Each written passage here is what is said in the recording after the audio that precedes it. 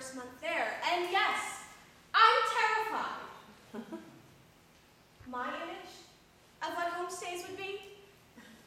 Me, struggling to bathe in the dark with a bucket of cold water, desperate for conversation without endless, exhausting miscommunication.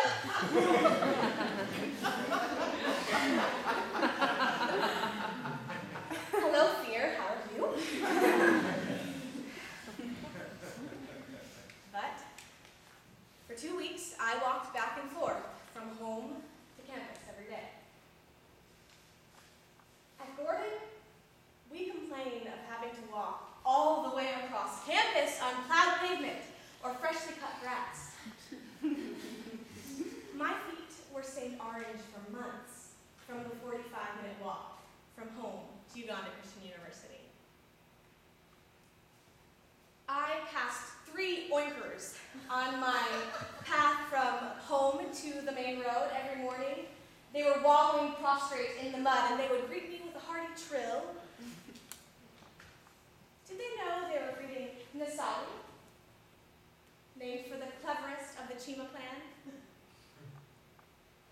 My homestay papa gave me that name. Our latrine was across the cement courtyard we shared with the neighbors. It can be a challenge to share a plumbed bathroom with women at Gordon College, with multi-purpose cleaner on hand. I did not foresee joy in needing to unlock the metal back door and cross the cement compound in the middle of the night, headlamp aglow and toilet paper in hand. Ideally.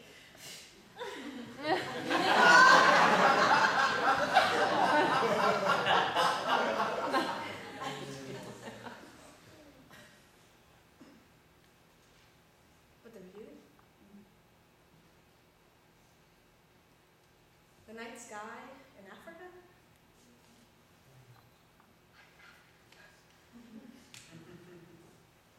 No, really, you should use a pit latrine in East Africa at night sometime. You won't regret it. And it's a great thigh workout.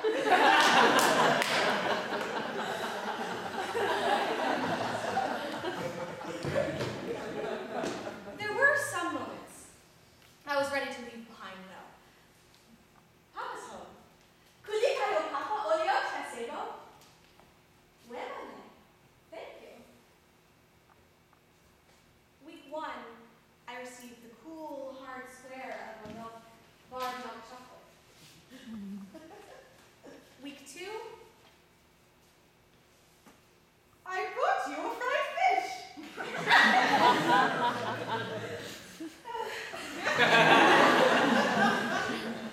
I felt the hot, slimy exterior of a freshly fried, whole fish. Mom placed it on the plate in the middle of the table and ripped off its side with her hands to place in front of me. Its eyes and mouth gaped at me while I ate its scales, and my sister Flavia sucked on its tail. I woke up the next morning still burping fish. So, my homestay family called me Nasali. My peers at Uganda Christian University called me Kimberly. I hear Kimmy called from a kitchen table in Basra, Connecticut.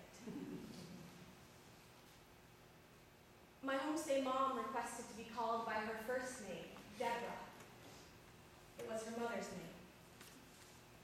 Perhaps in the calling forth of Deborah, I called out of her the strength and love she desired to reflect of her namesake. Is a different self called out of me with every name that resounds in my direction?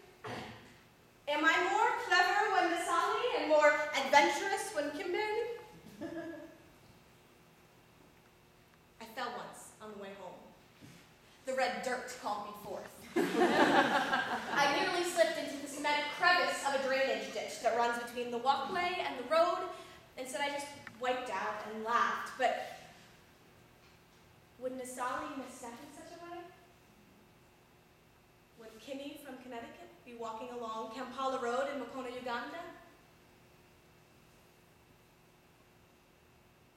The kids along that road would yell, "Bye! Bye, Mzungu!"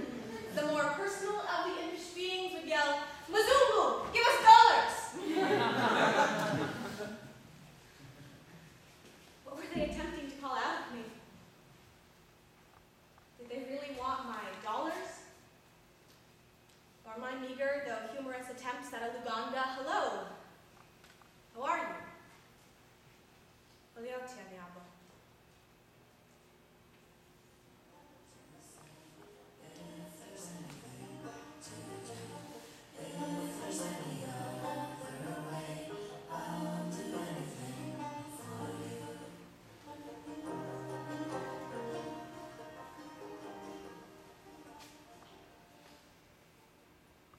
This process of investing and leaving and attempting to keep trekking drains me. Of New England, Mark Twain said, "If you don't like the weather, wait a minute." I feel that way about life. When I don't like it, I am tired and weary and heavy. I wait a minute. And then I do keep trekking somehow. This Uganda experience is the rest of my life. A series of investing and leaving with necessary crumbling in between. I walked the path of the Banda on my days working for a local community center.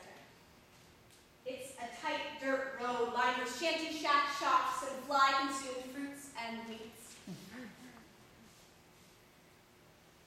Every time I think I know Uganda, I'm reminded of my minuscule frame of reference. I don't know much. And that's okay, as long as I know that I do not know. On the road, or in some back alley, I'll see surprising new, scampering naked babies, or new captivating eyes of a woman frying fish. Life in Africa. I worked for a community center called Life in Africa, LIA. I entered an internally displaced persons camp and conducted surveys to track change and growth in the future. Basically, I entered a refugee camp for Ugandans in Uganda and asked them personal questions.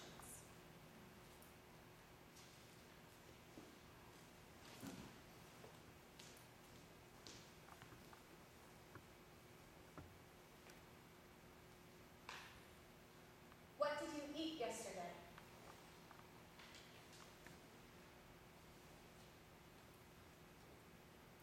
What did you see your child eat yesterday?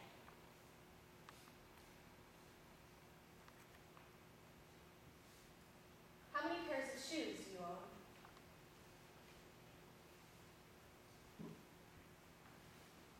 What would most change your life right now?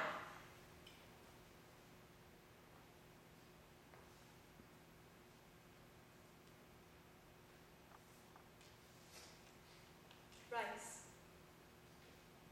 One small serving. One pair of shoes. Flip-flops. Money. Relocation.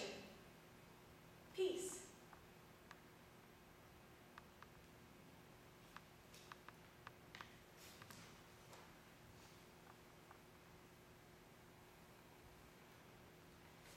Emotions are immediately desensitized in an attempt to deal with reality. Instead of sadness, I left interviews with an endless stream of facts. I'm too logical to attempt to deal with blatantly illogical reality. So I should try to love, to open wide my heart, like Paul encourages the Corinthians. But the open vulnerability of the gospel seems even more illogical than some facts of reality. At points, it seems like there's nothing left to open wide, and all that's open is undone.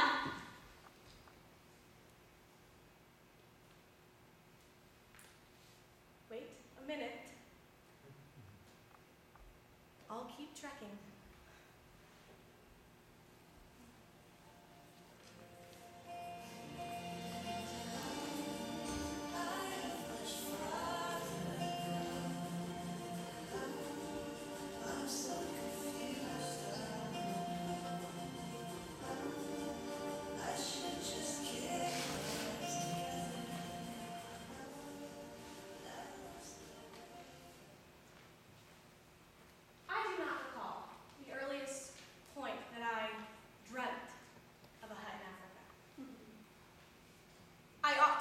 pictures that gangly hustle Russell McGregor drew of me from across Mr. Alva's 7th grade history class. There might still be one tucked in a drawer in Connecticut where stick figure drawn, red pen me poses in front of a hut in Africa, playbill in hand.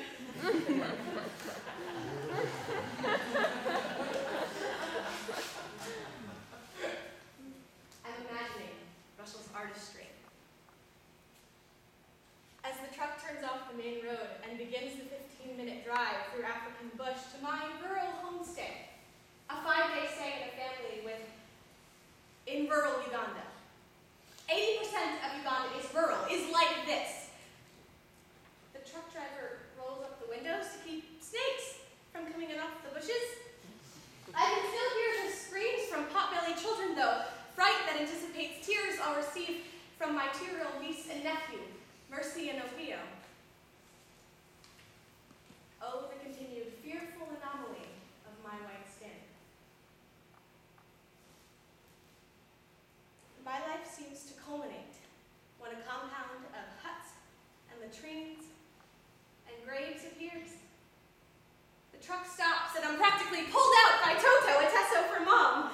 It seems the return of a lost child for Toto rather than the arrival of a new one.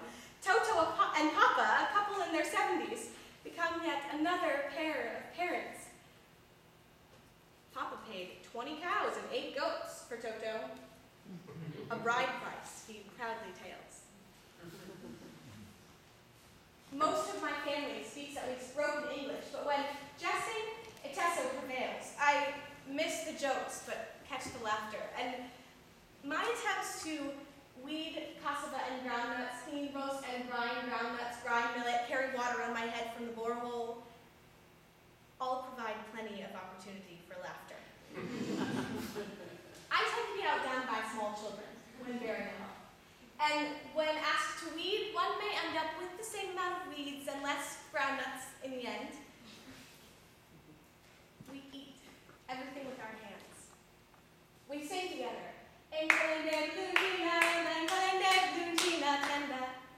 Or a personal favorite, even the militia bow before him. We visit neighboring compounds.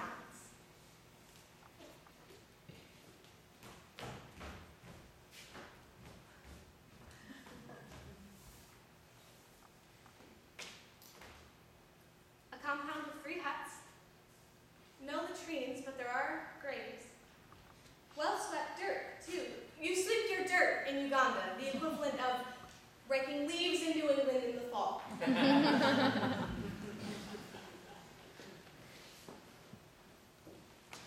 11 orphan children keep it well.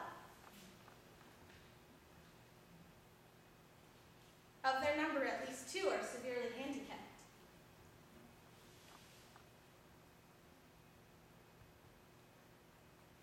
Now I meet the only child that does not fear my color in 4 East African months.